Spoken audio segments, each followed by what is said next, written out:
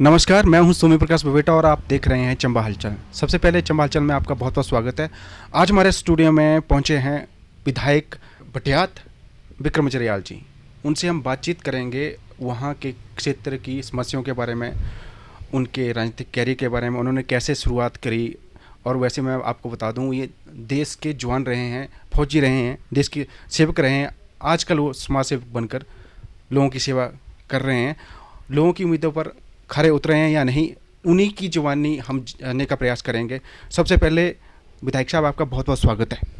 धन्यवाद। आप तो फौजी थे, अचानक राजनीति में कैसे? दुर्भाग्य की बात होती है, मेरा फौज में एक्सीडेंट हो गया था, मेरा स्पाइनल कॉर्ड लॉस हो गया, 6 साल में बेड पे रहा, पैरालाइज रहा।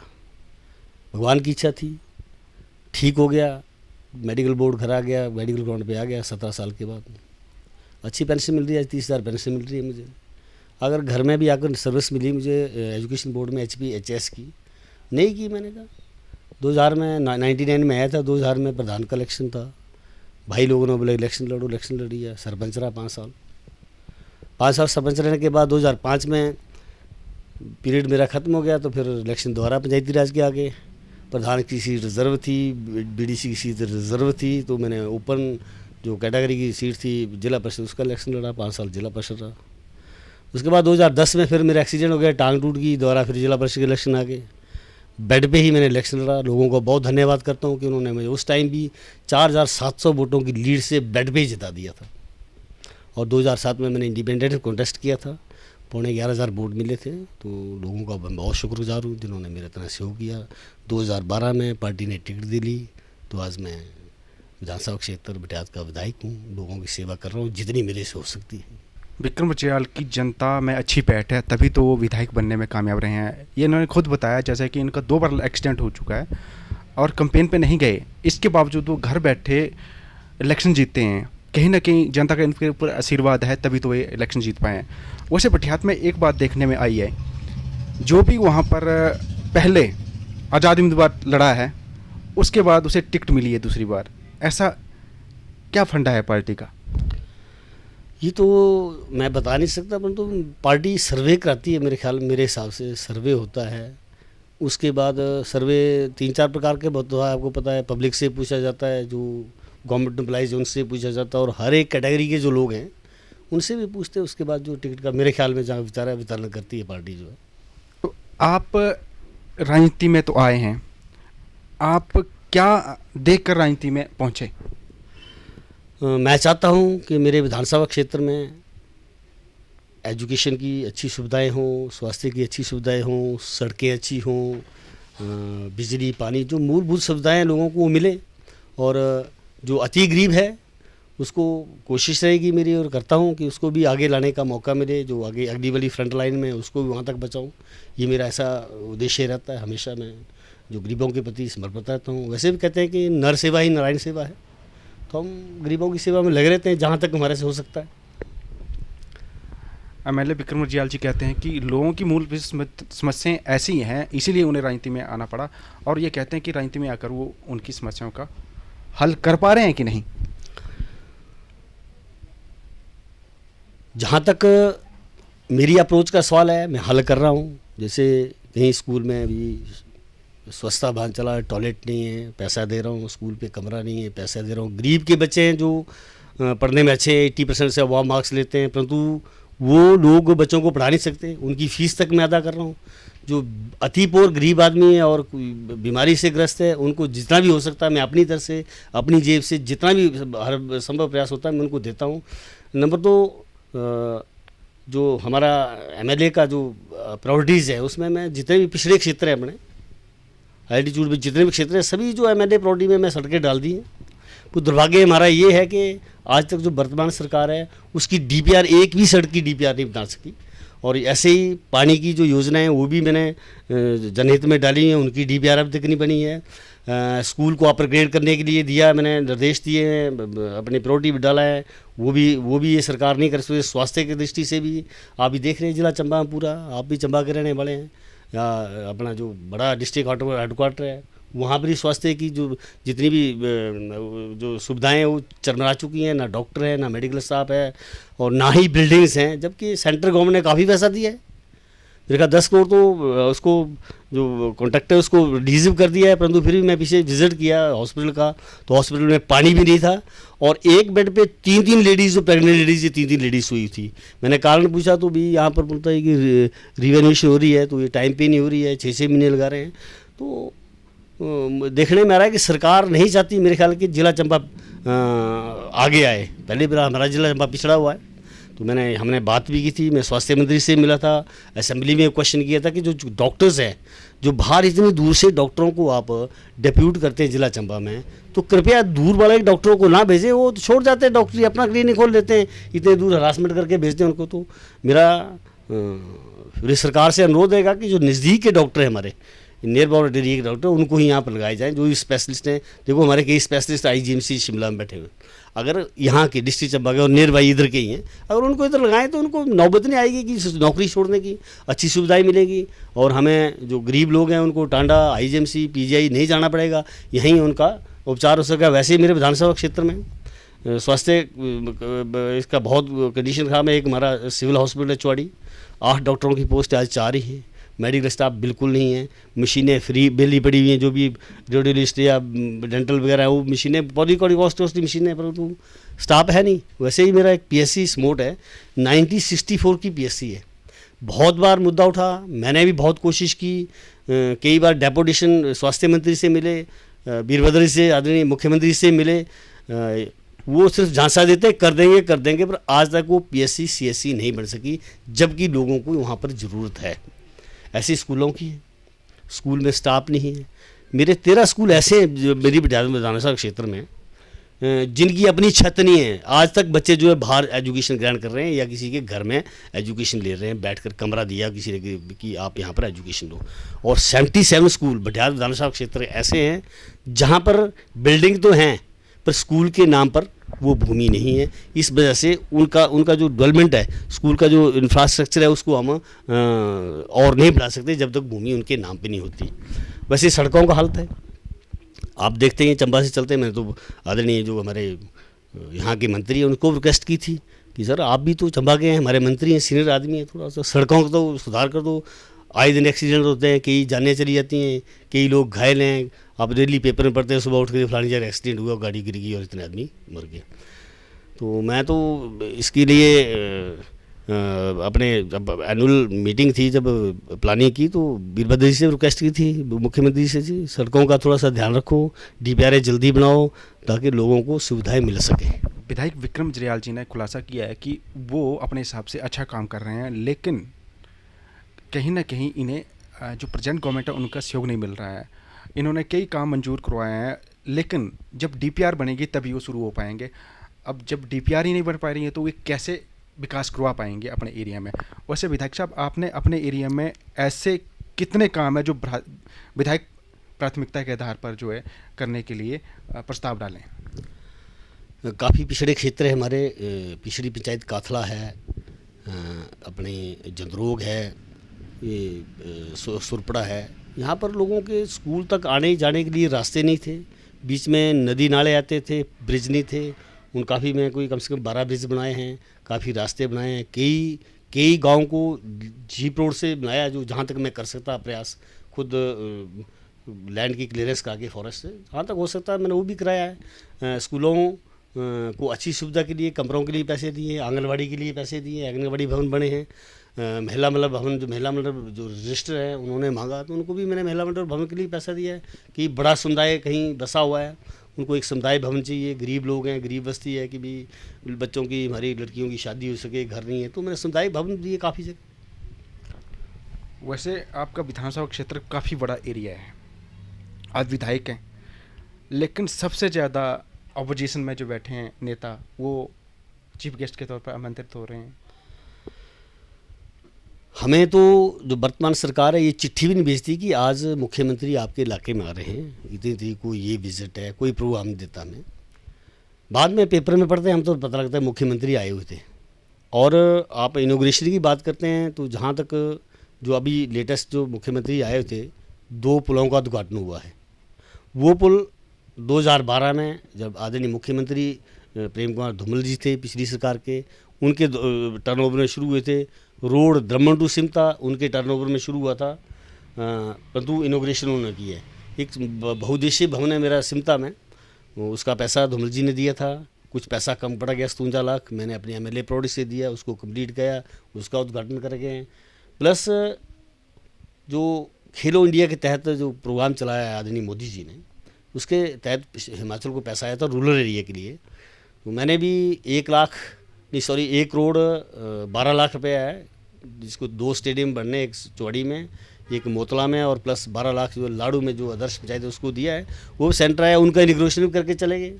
मतलब ये जो पूर्व सरकार थी या जो एमएलए प्रोटी के पैसा था या जो सेंटर पैसा दे रहा है, उनके जो काम आए उनकी पट्टिका लगाते और चले जाते। नया काम इन्होंने 4 साल में मेरे विधानसभा क्षेत्र में कोई नहीं किया। एक कॉलेज है, उसके लिए मैं धन्यवाद करता हूँ सरकार का। कॉलेज दिया मुझे सिमता में। मैंने पहले भी गुजारिश की थी मुख्यमंत्री से, जी कॉलेज खोलना होगा तो प्लीज़ उसके लिए पहले से ज़मीन का बंदोबस्त किया जाए, बजट का प्रावधान किया जाए ताकि स्ट्रक्चर खड़ा हो सके। तो आनंद फानंद में वो स्कूल जो एक गर्ल स्कूल में, कॉलेज जो गर्ल स्कूल में खोल दिया सिमता में, और गर्ल्स हैं बेचारी वो प्रभावित हो गई हैं, उनको बॉय स्कूल में शिफ्ट कर दिया। और आज लैंड जहाँ पर चुनी है वो बस्ती गांव से बहुत दूर, रोड कनेक्टिविटी कोई नहीं, और स्लाइडिंग एरिया हो पूरा ही, स्लाइडिंग जोन है। वो भी मुझे लगता है कि जो वर्तमान सरकार के जो चहेते हैं, उन्होंने अपनी ज़मीन की वैल्यू बढ़ाने के लिए वहाँ पर कॉलेज खोलने के जो आग्रह किया मुख्यमंत्री से। परंतु फिर भी इस प्लानिंग की मीटिंग में मैंने मुख्यमंत्री से फिर अनुरोध किया है, सर मैं अनुरोध करता हूँ, आपका धन्यवाद करता हूँ, आपने कॉलेज दिया है, परंतु जो आपने लैंड का जो आपने चुनाव किया वो ठीक नहीं है, लैंड स्लाइडिंग है। तो बोलो कहाँ करता है, मैंने बताया उनको Garnota is best place for college. क्या गवर्नमेंट की काफ़ी लैंड है उधर, ITI भी है और काफ़ी खुला इलाका है और रोड कनेक्टिविटी भी है। देखते हो बुरबेदर जी क्या करते हैं उसका। खैर आप जैसा बोल रहे हैं कि जो भी प्रोग्राम हुआ है, जैसे कोई भी विकास कार्य जिसका उद्घाटन और शिलान्यास कराया है, वो आपके विधायक प्राथमिकता के आधार पर जो भी बनते प्रोग्राम उनका किया है। लेकिन चीफ गेस्ट कोई और बार बार आमंत्रित हो रहे हैं, 90% प्रोग्राम में किसी और को चीफ गेस्ट, जबकि आपके MLA आपको नहीं आमंत्रित किया जाना चाहिए। माइट इज़ राइट वाली बात है, ज़रा जिसकी लाठी उसकी भैंस। मैंने वीरभद्र जी से, मुख्यमंत्री से रिक्वेस्ट किया था। एक PSC बगडार है, वहाँ पर ये उसका उद्घाटन करने चले गए। वो भी आदरणीय धूमल जी की देन थी, उन्होंने बनाई थी, और 3 साल वहाँ पर उस PSC को चले हो गए हैं। 3 साल के बाद उनको याद आएगी ये पट्टिका लगानी। ये चले गए। एक दिन मेरी मीटिंग थी, मैंने रिक्वेस्ट भी किया मत करो ऐसे। चलो जो कुछ हुआ हम इसका विश्लेषण नहीं करना चाहते, परंतु उस दिन उसने फील किया कि मैं जो कर रहा हूँ ये गलत कर रहा हूँ। उसके बाद स्वास्थ्य मंत्री ने बोला मुझे दोबारा ऐसा मेरे विभाग का काम होता है वो आता तो मुझे बताना, वो बंद हो गया। आज जो चेयरमैन जी हमारे हैं बटियात विधानसभा क्षेत्र, मेरे बड़े भाई हैं, मैं आदर करता हूँ उनका। 20 साल MLA रहे हूँ, 35 साल कैरियर होगा उनका, परंतु जनता अब उनको स्वीकार नहीं कर रही है, क्योंकि ज़बरदस्ती मैं ईगो वाली बात करते हैं। अब स्कूल का बोलते हैं, स्कूल में बोलता है कि एजुकेशन मिनिस्टर मैं हूँ, PWD मिनिस्टर मैं हूँ, आज भी चेयरमैन होते हुए भी।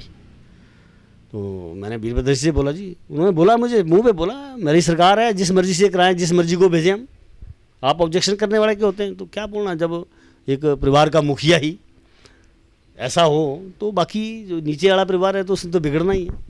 पर एक बात है जिरयाल साहब, जब अपोजिशन में थी कांग्रेस के MLA ये जो पठानिया साहब, आपकी सरकार हुआ करती थी BJP की, तब कोई प्रोग्राम होते तो बाकायदा खुद वो पट्टिका लगवाते थे, वो खुद एक्टिव रहते थे। लोग कहते हैं कि आप थोड़ा सा एक्टिव नहीं, इसकी वजह से ऐसा हो रहा है। बिल्कुल नहीं।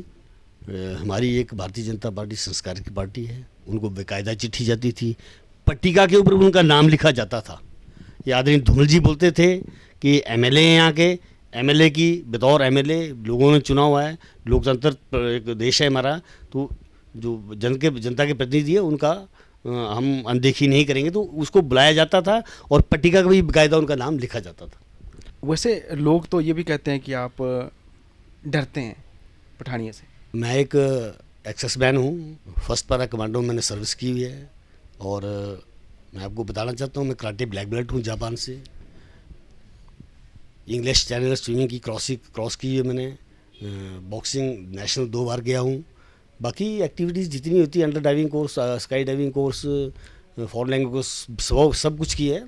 डरने वाली बात नहीं है, परंतु हम थोड़ा सा जो हमारे माँ बाप ने संस्कार दिए हैं और पार्टी के जो एक हमारी बनाई हुई है, प्रक्रिया बनाई है, उसको देख के हम इतना नहीं तो तवज्जो तो हम सभी को देते हैं। जो भी एक छोटा आदमी, उसको भी हम जी हजूरी से बात करते हैं।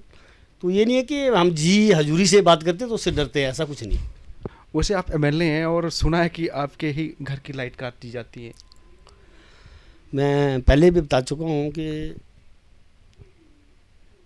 कांग्रेस, मैंने देखा कि कांग्रेस कल्चर में ऐसा होता है। मेरे घर में कई दिन लाइट नहीं होती। जब मैं बाहर होता हूँ तो कई बार लाइट होती है, मैं जाता हूँ तो मेरे बच्चे बोलते हैं, पापा जी आप जो ही घर आ जाते हैं तो लाइट हमारी चली जाती है।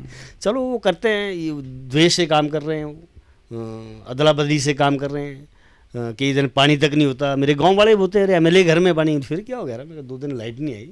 तो हम पहले लाइट नहीं थी, मैंने ग्रेजुएशन की हुई है, तो लैंप से की है। आप लोगों को क्या समस्या, 2 दिन लाइट नहीं हुई तो पूरे। परंतु फिर भी एम्प्लॉइज़ को बोला जाता है तो यस करते हैं, काम नहीं करते हो। ये ना नहीं करते हो, बोलो कि काम फलानी जगह से, हाँ जी कर देंगे, परंतु करते नहीं हैं। उनको वो कहते हैं, अगर कोई गरीब आदमी उनके पास आता है कि मेरी लाइट ठीक नहीं है, वो पहले बोलते हैं कि आप कुलदीप सिंह पठानिया से लिखा के लाओ, उसके बाद आपकी लाइट ठीक होगी। ये सिचुएशन बना रखी है उन्होंने, मतलब एक टेरर सा बना रखा है पूरे विधानसभा क्षेत्र में। देखो कितनी बड़ी बात है, किसी एमएलए के घर में लाइट नहीं होती। और सबसे बड़ी बात यह है कि जब ये घर पहुंचते हैं तब लाइट जाती है।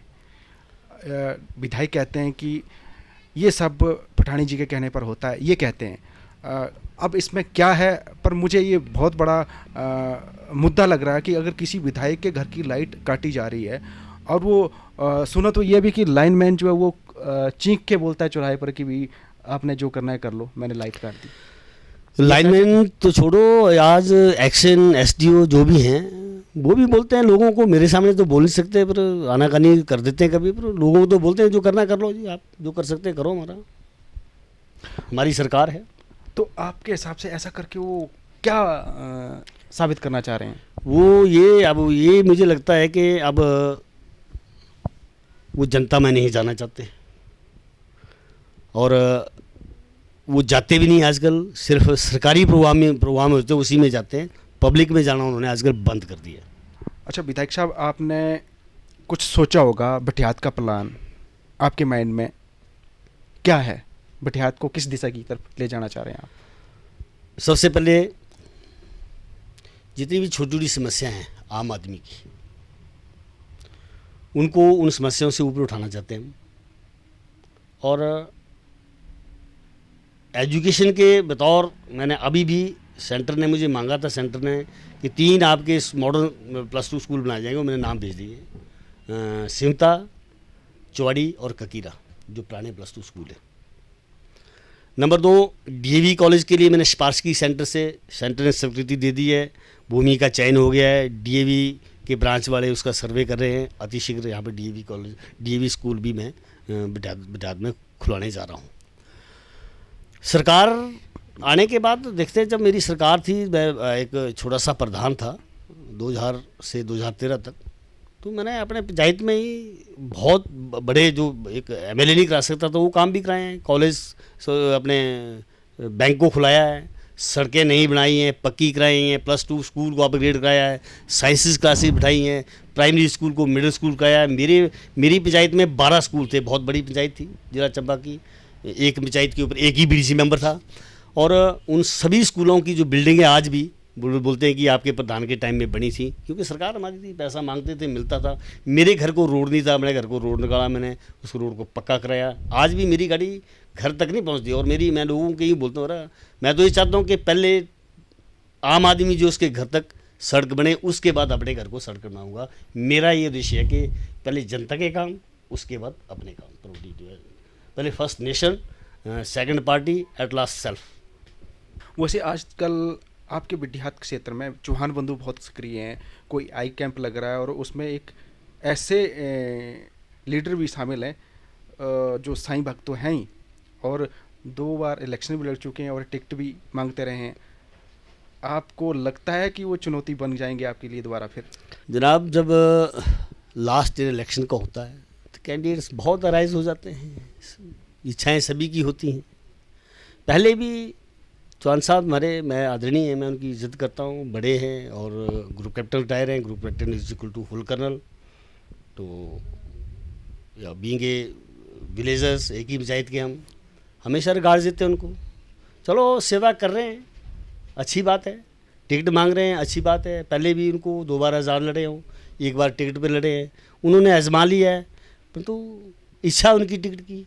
मुझे तो लगता है कि उनके जो भाई हैं, उनकी बात तो नहीं करता BS चौहान की, उनके भाई जो हैं, जो कमेंट्स देखता हूँ उनके, मैं मोबाइल पे या पेपर में कहीं न्यूज़ पढ़ता हूँ, तो आम यही कहते हैं कि एक केजरीवाल जैसा मुख्यमंत्री हिंदुस्तान में कोई भी नहीं है। ऐसी बात वो कमेंट्स में बोलते हैं और पेपर में भी मेरे पास कटिंग पड़ी है, सब कुछ पड़ी है। तो लगता है वो अपनी इमेज बना रहे हैं, हो सकता है वो आम आदमी पार्टी से इलेक्शन लड़े, मे भी। वैसे आपके प्रशासन में तो चलती होगी, क्योंकि MLA हैं आप वहाँ पर भटियात विधानसभा क्षेत्र में, तो प्रशासन में तो चलती है कि वहाँ पर भी अपोजिशन का दबदबा है? वहाँ पर भी उनको डराया जाता है। कई बेचारे कर्मचारी हैं, ऑफिसर्स जो तो मुंह पे बोल देते हैं, सर क्या करें, हमें दबाव है। तो चलो यार, मेरे कहा 2-4-6 महीने और दबाव में काट लो, उसके बाद आप लोग जो है फ्री हो जाएंगे। जरयाल साहब बोलते हैं कि प्रशासनिक अधिकारी इनकी मदद तो करना चाहते हैं, काम भी करना चाहते हैं, लेकिन वो कहते हैं कि इन पर सरकार का दबाव है, इसलिए वो उनकी फेवर नहीं ले सकते। वैसे मैंने ये भी सुना है जरयाल साहब कि अगर कोई कांग्रेसी नेता आपकी मदद नहीं करते तो आपकी बजाय कोई और MLA होता। क्या ये सच है? ऐसा तो नहीं, ऐसा कुछ भी नहीं है। जनता का विश्वास, जनता का साथ अभी भी है। जहाँ जाते हैं अच्छा रिस्पॉन्स मिलता है। अभी मैं घर में रहता नहीं, गांव में रहता हूँ ज़्यादातर, और गरीब आदमी, मध्य वर्ग लोग जो है वो मेरे साथ अच्छी तरह जुड़े हैं। मैं स्टूडियो में खुलासा कर रहा हूँ, जो बड़े ऊंची कुर्सी पे बैठे हुए या पैसे वाले हैं वो मेरे साथ नहीं हैं, वो कुछ ही % है। बाकी मिडिल क्लासेस और लोअर क्लासेस लोग जो है वो बेचारे दिलो जान से जुड़े हुए। वैसे लोग तो ये भी कहते हैं कि वहाँ पर टिकट के कई तलबगार हैं, तो हो सकता है आपके लिए कोई चुनौती पैदा हो जाए BJP में। चलो, टिकट की इच्छा सभी की होती है, सभी अप्लाई करते हैं। मैं तो, और हाई कमान जो है, जो टीम आएगी, जिसका जो सर्वे में जिसका नाम है, उनको टिकट मिलेगी। हम पार्टी के आदमी हैं, पार्टी के साथ चलेंगे, जैसे पार्टी का देश हो। आपके हिसाब से वहाँ पर आपके लिए कौन चुनौती बन सकता है? फिलहाल तो चुनौती वाला तो ऐसा कोई प्रश्न है नहीं मेरे विधानसभा क्षेत्र में, और होगा भी तो जनता मेरे साथ है, उसका कोई डर नहीं है हमें। चर्चा तो ये भी है कोई BJP के बड़े पदाधिकारी हैं चंबा के, वो वहाँ से ट्राई कर रहे हैं। जनाब, ऐसा है कि अगर मैं भटियात से उठकर चंबा में इलेक्शन लड़ने आऊँ तो आप लोग स्पेयर करेंगे, गो बैक के नारे लगेंगे, और क्या होगा। बहुत बड़ी बात बता रहा हूँ आपको, एक हर जगह कोर्ट है। हिमाचल का भटियात विधानसभा क्षेत्र ऐसा है, वहाँ पर कोई सब डिविजनल कोर्ट नहीं है। बहुत लंबे अरसे से विधानसभा क्षेत्र की जनता की मांग रही है, और जब मैं विधायक चुनकर गया था, मेरी जो फर्स्ट असेंबली थी, 12th असेंबली, उसमें मेरा क्वेश्चन था कि विधानसभा क्षेत्र में जो एक सिविल कोर्ट खोला जाए, क्योंकि सर्दियों के मौसम में रास्ते बंद होते हैं, बर्फ़, डलहौजी में बर्फ़ होती है, चंबा जाने के बाद ये रास्ते बंद होते हैं, तो यहाँ पर नहाई ज़रूरी है एक सिविल कोर्ट। तो आदरणीय मुख्यमंत्री जो हैं वर्तमान में, उन्होंने जवाब दिया है इसके बारे में अभी तक सोच विचार करेगी सरकार, अभी तक कोई प्लान नहीं है। परंतु मैं जनता को आश्वासन देना चाहता हूँ, जो ही मेरी सरकार आएगी तो ये काम जो है प्राथमिकता आधार पर किया जाएगा। वैसे लोगों में ये भी काफ़ी चर्चा रहती है कि भी विधायक साहब और जो अपोजिशन के लीडर हैं वो तो लड़ते रहते, विकास कहाँ से होगा?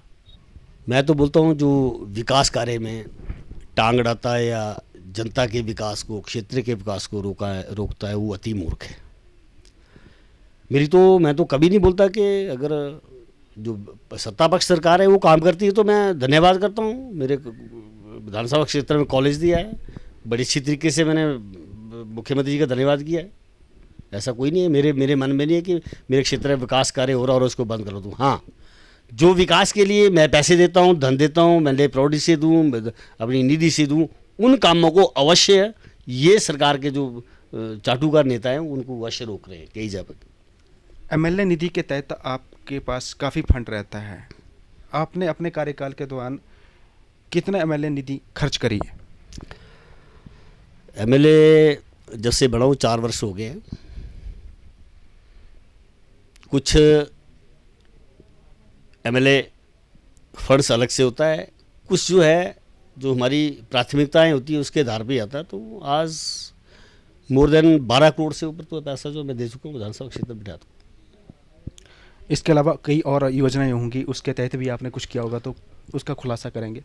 योजनाएं जैसे कि मैंने आपको बताया 1 करोड़ 12 लाख अब स्टेडियम के लिए दिया मैंने, 57 लाख बहुउद्देशीय जो योजना के लिए जो वो बना है बहुउद्देशीय भवन जो सिमता में उसके लिए दिया था। एक छचकड़ में 29 लाख का पुल बन रहा है, कई लोग बह गए हैं, बच्चे स्कूल नहीं आ सकते थे। एक बराड़ खड्ड के ऊपर 11 लाख का ब्रिज तैयार हो गया है, लुलेड का ब्रिज तैयार हो गया है। काफ़ी जगह जो आयरन ब्रिज हैं जो कि काफ़ी लंबे समय चल रहे हैं, काफ़ी जगह पैसा दिया पिछले क्षेत्रों में। बटियात विधानसभा क्षेत्र की बात करें तो सबसे बड़ी समस्या आपको क्या लगती है? जो हमारे पहाड़ी के क्षेत्र हैं वो अभी तक उनमें रोड कनेक्टिविटी नहीं है। इस वजह से हमारी मोस्टली जो बच्चियाँ हैं, लड़कियाँ हैं, वो अनपढ़ रह रही हैं, क्योंकि जंगल का रास्ता होता है, पहाड़ी इलाका है, नदी नाले हैं। वो बच्चियों को लोग जो हैं दूर स्कूल में नहीं भेजते हैं। इसलिए मैं चाहता हूँ कि एजुकेशन की दृष्टि से सबसे पहले रोड कनेक्टिविटी हो जाए, जिससे कि एजुकेशन को एक प्रोत्साहन मिल सके। सबसे प्राथमिकता है। नंबर 2, स्वास्थ्य की दृष्टि से हर बार जोर लगाते हैं हम। मैंने उपकरण दिए काफ़ी, जो मांगते हैं हॉस्पिटल में भी हमारे पास ये नहीं है। पीछे एक इन्होंने बहुत बड़ा एक बिजली का उपकरण मांगा तो मैंने दिया उनको। एक्सरे मशीन मांगी, वो दिया। मतलब मैं जहाँ तक मेरे से हो सकता है हर संभव प्रयास करता हूँ स्वास्थ्य के लिए और एजुकेशन के लिए। ये दो मेरी बहुत मुख्य प्राथमिकता है कि एजुकेशन और स्वास्थ्य जो है सुविधा जो है लोगों को अच्छी तरह से मिलना चाहिए। वैसे जरयाल साहब, आपको नहीं लगता कि आप विधायक हैं, पोल्यूशन कंट्रोल बोर्ड के चेयरमैन हैं कुलदीप पठानिया जी, आप अगर दोनों तालमेल बैठा के अच्छा एरिया का विकास करवा सकते हैं, ऐसा क्यों नहीं करते कि पैचअप कर लें कि भी विकास की खातिर है, वैसे नहीं पॉलिटिकल तौर पर, एक विकास की खातिर पैचअप करके वहाँ का विकास नहीं करवाया जा सकता क्या? मैं चाहता हूँ ऐसा हो तो बटियात जो क्षेत्र है हमारा का विकास होगा, परंतु वो नहीं, ऐसा नहीं करेंगे, नहीं करते। कई बार हुआ है, क्योंकि एक 20 साल जो एमएलए रहा है, बड़े बड़े पदों पर रहा है, वो नहीं चाहता कि मैं एक नए एमएलए से पैचअप करूं, क्योंकि इस टाइम में मेरा स्टेटस कम है और एमएलए के ज़्यादा है। इस वजह से, ईगो की वजह से वो ऐसा नहीं करने को तैयार है। आपके एरिया में विकास की गति आपको क्या लगता है कि धीमी है कि तेज है? विकास की गति ना धीमी है ना तेज़ है, रुकी हुई है एक जगह, जहाँ पर थी वहीं स्टेबल है। इसका मेन कारण ये है, किसी काम के लिए किसी भी डिपार्टमेंट का कोई भी अधिकारी है, चाहे आईपीएच का है, चाहे पीडब्ल्यूडी का है, चाहे इलेक्ट्रिसिटी का है, चाहे एजुकेशन का है, मतलब किसी भी डिपार्टमेंट का आदमी है, अगर उससे बोलो कि यहाँ पर एक पोल लगाना है, यहाँ पर स्कूल में टॉयलेट नहीं है, यहाँ पर ये सड़क में खड्डे पड़े हैं, इसको थोड़ा भर दो, तो उनका एक ही काम रहता है, या फलानी जगह पाइप की लाइन बिछा दो। तो वो कहते हैं कि हमारे पास बजट नहीं है, नंबर 1। नंबर 2, हमारे पास मेन पावर नहीं है, क्योंकि लंबे अरसे से रिक्रूटमेंट हो नहीं रही। वैसे भी आर्थिक स्थिति प्रदेश की बहुत ख़राब है। डीपीआर जो नहीं बन रही, इसी कारण नहीं बन रही। मैं पूछता हूँ जब अधिकारियों को डीपीआर क्यों बनाते, वो बोलते हैं सर हमारे पास पटवारी नहीं है, हमारे पास सर्वेयर नहीं है, हमारे पास डिजिटल मैप बनाने वाले नहीं है, इस कारण से हम डीपीआर तैयार नहीं कर सकते। और जब मैंने आदरणीय मुख्यमंत्री से रिक्वेस्ट की इस बार एनुअल प्लानिंग की मीटिंग में, तो उसने भी उन्होंने ये खुलासा किया कि सेंट्रल गवर्नमेंट को बोलो कि वो डीपीआर बनाने के लिए पैसे भेजे, तब हम आपके रोडों की और जो प्रायोरिटी पे काम डाले हैं, जो सेंटर से पैसा आता है निवाड़ से या पीएमजे से, तभी उनकी जो है डीपीआर तैयार होगी। वैसे जिराल साहब, आपको बहुत बहुत बधाई हो कि आपके एरिया में सुरंग की जो बड़ी मांग थी वो पूरी हो गई है। तो किसको श्रेय देंगे आप? मैं धन्यवाद करूंगा सेंट्रल गवर्नमेंट का, आदरणीय नरेंद्र मोदी जी का, नितिन गडकरी जी का। हमने उनसे आग्रह किया था जब इधर आई थी पिछली बार, जब उन्होंने हमें नेशनल हाईवे दिया दमन टू किलाट भया जोत चंबा दिशा होकर। उस टाइम हमने, जो हमारे नेता हैं, शीर्ष नेता बैठे होते धूमल जी, शांता जी, उनसे बात करो, टनल की काफ़ी लंबी समय से मांग है और रोड बंद रहते हैं। चंबा हमारा मुख्यालय है, कनेक्टिविटी बंद हो जाती है, उधर पांगी की चंबा से कनेक्टिविटी बंद हो जाती है। तो ये लोगों की समस्याओं को देखकर लोग जब बेचारे अलग 6-6 महीने के लिए दूर दराज क्षेत्र के लोग जो है वो अलग हो जाते हैं, उनको खाने पीने की समस्या होती है, पढ़ाई की समस्या हो जाती है, कई प्रकार की दिक्कत आती है। तो सुरंग जो है, दोनों सुरंगें बहुत ज़रूरी है। तो मैं धन्यवाद करूंगा दोनों सुरंगों के लिए। सेंट्रल गवर्नमेंट ने सैद्धांतिक मजदूरी दे दी है और मैंने ये प्लानिंग कमेटी में उठाया और प्राथमिकता में डाला है कि इसकी डीपीआर जो जल्दी बनाए। पर इसके लिए भी हमारे आदरणीय मुख्यमंत्री जो है हिमाचल के, उन्होंने बोला जिराल जी आप ठीक है डीपीआर तो बना देते हैं, धन्यवाद, ये टनल्स को मंजूरी मिल गई है, परंतु डीपीआर बनाने के लिए पैसे भी सेंटर से मांगो। ऐसा जवाब मुख्यमंत्री का मिला। जी जी। अच्छा, राजनीतिक हालात कैसे हैं आपके बीजेपी के, आपके एरिया में? हम तो ये सुनते रहे हैं कि वहाँ पर भी गुटबाजी हावी हो गई है। मैं पहले बता चुका हूँ, जब इलेक्शन ईयर होता है, लास्ट इलेक्शन ईयर जब जाता है, तो कई बेचारे, कौन नहीं चाहता कि मैं एमएलए ने बनूँ, मुख्यमंत्री बनूँ, प्रधानमंत्री बनूँ, सभी की इच्छा होती है। इच्छा सभी की होती है तो टिकट एक को मिलेगी, और जब टिकट मिलेगी तो जनता को पता है कि काम हमारे तभी होंगे, हमारा एमएलए जीतेगा, हमारी सरकार होगी, तो इकट्ठे होकर चलेंगे। वैसे आपके हिसाब से किसको टिकट मिलने वाली है? अब ये तो मेरी जेब में टिकट है नहीं, हाईकमान जब एक कोर कमेटी बैठती है वो फाइनल करेगी, जिसको टिकट देगी हम साथ चलेंगे।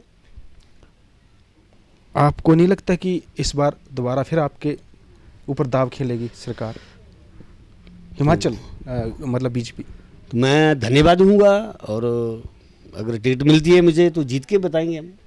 वैसे पॉलिटिक्स की बात हमने, क्योंकि विकास की भी होगी, लेकिन एंड में हम वही बात करेंगे।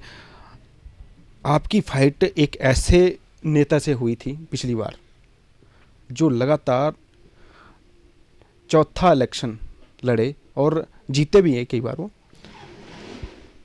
तो आपको लगा था कि भी वो उनको आप हरा पाएंगे? मैं पूरी उम्मीद के साथ इलेक्शन में उतरा था और इलेक्शन कैंपेनिंग की थी। लोगों का हर जगह मुझे अच्छा सहयोग मिला, और बीच में आज़ाद कैंडिडेट हमारी उसके पार्टी के थे जो 98 से 9,800 वोट लेके, भूपेंद्र सिंह चौहान, वो जिलाध्यक्ष थे भारतीय जनता पार्टी चंबा के।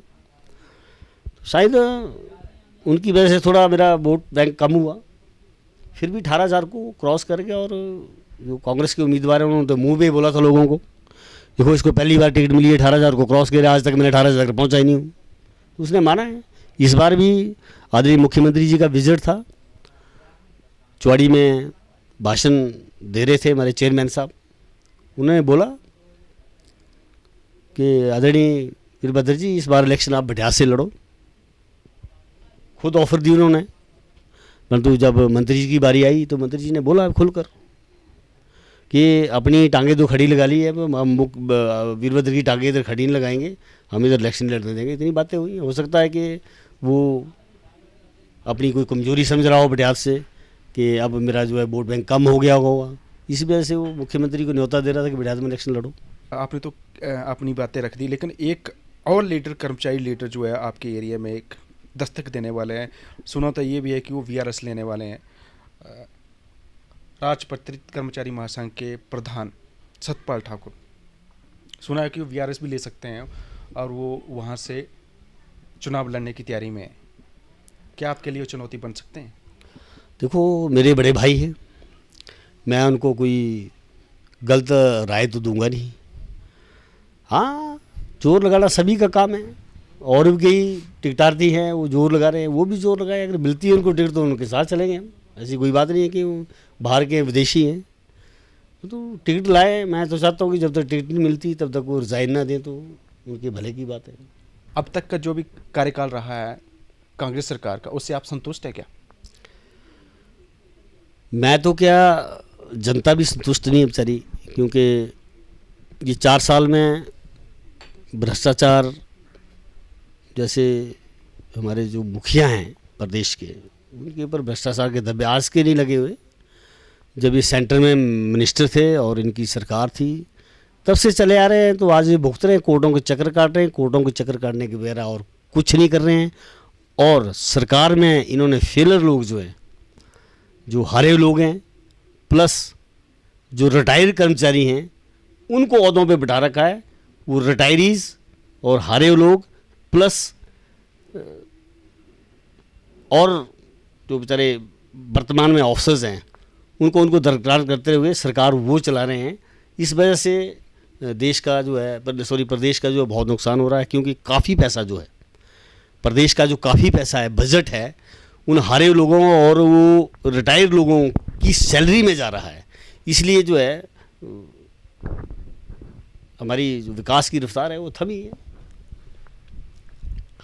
वैसे हम आज से एक नई शुरुआत करना चाह रहे हैं कि हम जो भी इंटरव्यू ले रहे हैं जिनका, उनमें एक अच्छी चीज़ आपको क्या लगती है? जैसे अपोजिशन में उनमें सबसे अच्छी चीज़ क्या है? चाहे वो पॉलिटिशियन है, सब में कुछ ना कुछ अच्छाई भी होती है, चाहे पॉलिटिशियन है, चाहे कोई एम्प्लॉई है।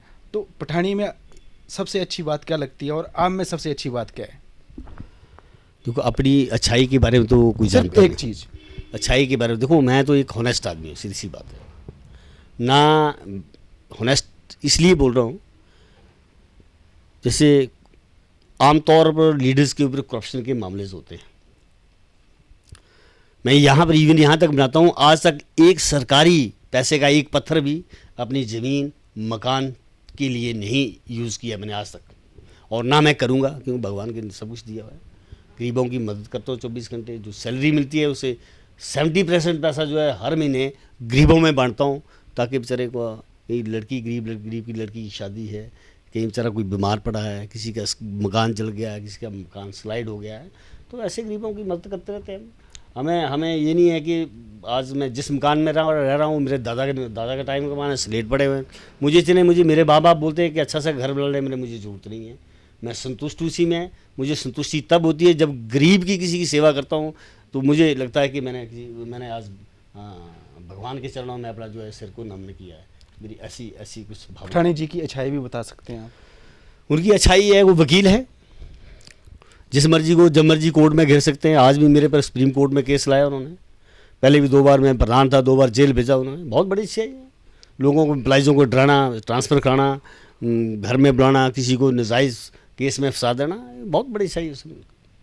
इन्होंने आज सवाल जवाब के दौरान बड़ी अच्छी चीज़ें बताई अपने एरिया के विकास के मामले में, या फिर जो भी विकास संबंधी जो मुद्दे हैं और जो इन्होंने उठाए हैं, और जो फ्यूचर में उन मुद्दों को हल कराने के लिए क्या करेंगे, सारी चीज़ें इन्होंने डिस्कस करी।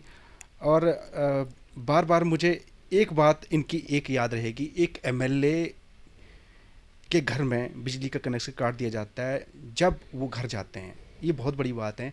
अगर वो किसी पॉलिटिशियन के कहने पर करते हैं तो मुझे लगता है ये गलत बात है, क्योंकि ये एमएलए किसी एक घर का नहीं होता है, वो पूरी विधानसभा क्षेत्र का होता है। और ये एक ऐसा मुद्दा है, ये कोई छोटा इशू नहीं, ये बहुत बड़ा इशू है, क्योंकि किसी एक एमएलए के घर का कनेक्शन काटना एक, मुझे लगता है कि अपराध है।